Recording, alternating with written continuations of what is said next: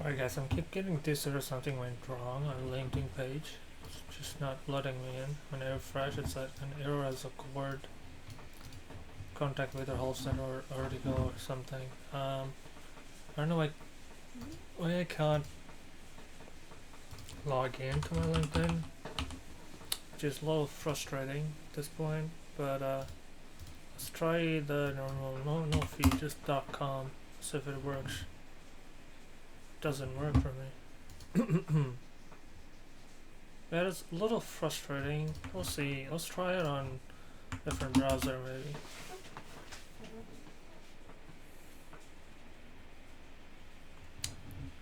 Okay.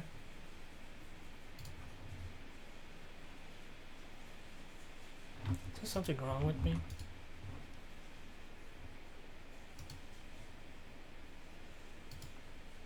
Okay, now it's working, so that's good. Okay, now it's not working. Okay.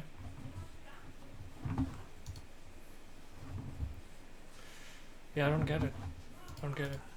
How to fix this?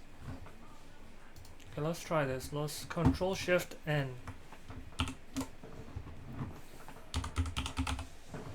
LinkedIn. Something wrong with their service. 100%, because yeah, there's no way.